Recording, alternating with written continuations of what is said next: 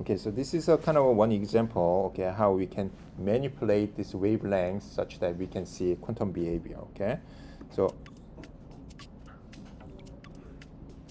for example, in this case, the temperature is high, and then each molecule or atom is behaving like a quantum, just classical kind of object. Okay. For example, if you look at this behavior, it's just colliding with each other, right? It's just colliding with each other, just basically behaving like a just classical particle, right? Classical object. Okay. And then now it's gonna slowly lower temperature. You are gonna kind of see the temperature kind of sensor there. So now, like so kind of moving fast, but we start lowering the temperature, so then the velocity is going to kind of decrease. Okay, so it's kind of cooling down. The velocity decreases, but still it behaves like kind of classical particle. And now we are slowly lowering temperature, and then what happens is that you would expect increased de Broglie wavelengths, right? So what that means is that as we decrease the temperature, it's kind of like a still classical approach, classical kind of particle, but now as we decrease temperature, because the Broglie wavelength increases, it sort of behaves like kind of wave. Okay, now like a wave effect is more dominant, and then if we decrease a really low temperature, what happens is that it just totally behaves like kind of wave, and because of this wave behavior, what you would expect is essentially interference, right? Wave is kind of interfering with each other, and constructive interference and destructive interference, and you will see there is a kind of, the resolution is not good here, but you can actually, I include a link in the PowerPoint, you can actually take a look.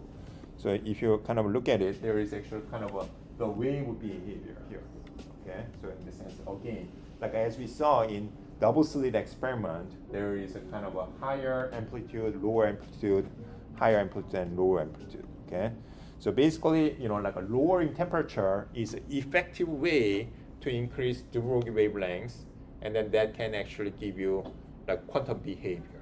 Okay, so again here. So the link is given. By the way, this PowerPoint or this PDF file has been uploaded on Sakai. You can actually download this file, okay, and then you can kind of take a look at that, okay.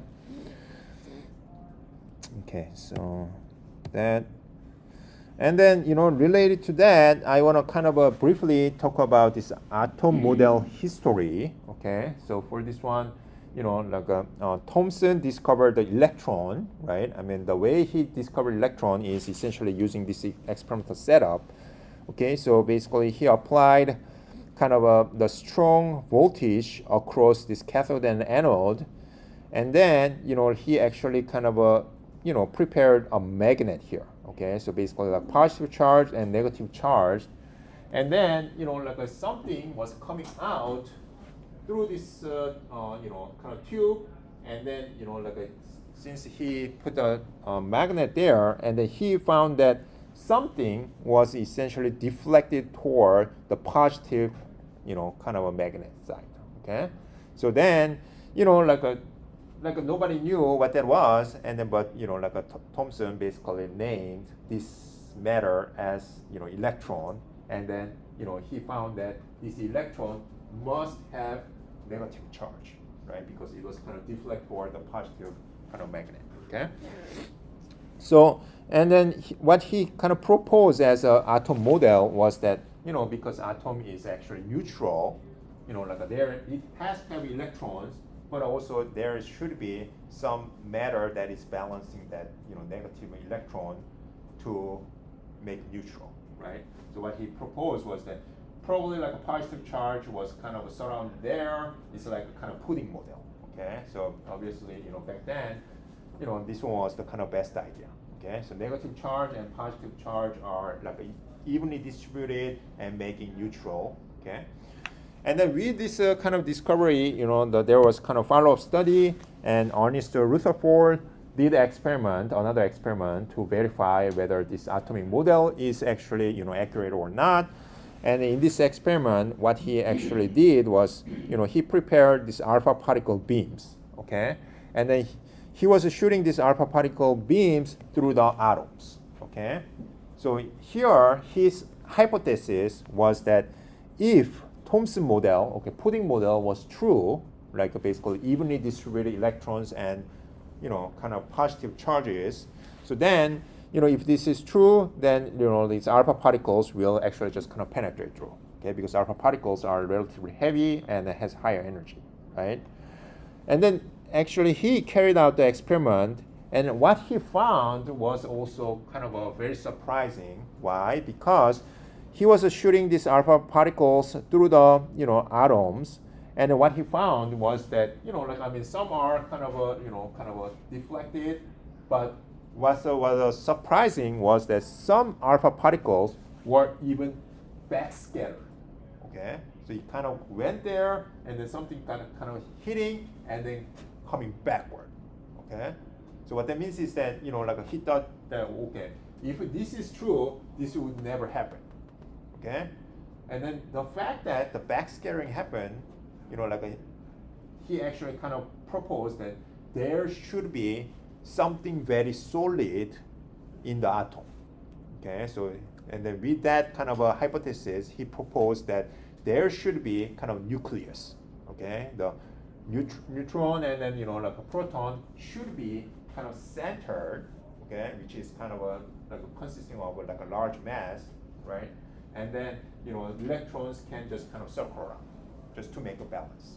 Okay, so this one was a kind of Rutherford's nuclear model. Okay, but with this one, there was also a caveat. What was that? That essentially, if the electron is just kind of going around, this electron is going to eventually lose energy, and then, just kind of satellite, it will essentially fall back into the kind of core.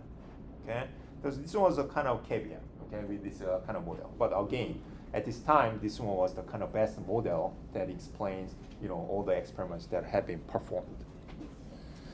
And then, later, like Niels Bohr actually suggested another kind of idea here. So what he kind of proposed was that the electron should revolve around the nucleus in circular orbits with a discrete radii. Okay, discrete radii. Okay, so and quantized energies. So it has quantized energy, and then it's orbiting at a fixed radius. But in this orbit, electrons are just in stationary state. Okay, so do not lose energy. So this one was a kind of a accepted idea. Why? Because actually experimentally, when they get the kind of hydrogen spectrum, how energy is a kind of electrons move up and down through the energy exchange. It was observed that there was a very discrete kind of line. Okay, what is proposed was that there should be kind of quantized energies. Okay, for this one we'll come back later on, like how this spectrum is obtained. So in the sense, this one certainly is kind of supporting quantized energies, but his idea was that the orbiting at a fixed radius, right? This one is going to be fixed later, but we are this is essentially kind of what Bohr proposed. So this is essentially kind of after that, quantum mechanics is kind of explaining how the atom is consisting of. For example, this is essentially kind of the wave behavior, right? So electron is actually kind of moving around the nucleus as a wave, right? So in this case, so think about this as kind of wave function, okay? So this wave is kind of starting at the initial point, and then it's kind of up and down or oscillating, and then comes back. But this one is perfectly synchronized, but in this case, this is out of phase. So if this is out of phase, if this one keeps going, what's going to happen? If it's out of phase, because of a destructive interference, it will essentially kind of disappear. Okay? So what that means is that only waves that are in phase, right, like where it starts and then where it ends are exactly the same, only those waves will survive. Okay? So in the sense, when you are kind of looking at this kind of this is the total circumference. Okay, so then for the total circumference, this is lowest energy, next available energy, and then N4 is highest energy among these four. So it has to start and then end at the same point. Okay. So with this kind of, again, the wave function, wave idea, this is, it represents the probability distribution of where a particle might be found. And then, this one tells you quantized energy. Oh, already time is up? Okay. Not yet? Okay. And then, yeah. And then, like here, this one tells you about the probability. Okay. So the difference between, Niels Bohr idea and the quantum mechanics is that, like this one actually kind of really captures well. Okay. So for Bohr model, electrons orbit at a fixed radius. Okay. For example, when we consider this probability as a function of a distance from nucleus, this Bohr suggests the electron is orbiting at a fixed radius, right? So basically probability 1 at certain r. But quantum model only tells you about the probability distribution, right? So in the sense, quantum model tells you electron can sometimes be found here or sometimes found here. Even electron can be found here, a very low chance, right? So that is essentially kind of how quantum mechanics describes electron distribution, and that is why we have, this electron cloud idea, okay? Because this one kind of shows you, the distribution. Most likely electron will be found here because this one has highest probability, but still, there is a chance of finding electron, at smaller radius or larger radius, right? So that is why it's introducing electron cloud, because it tells you, the chance of finding electrons. Okay, so more specifically, like this is the most probable radius when you look at the distribution. So it turns out A naught that is suggested by Nielsen Bohr fixed radius, it actually turns out that it is most probable radius.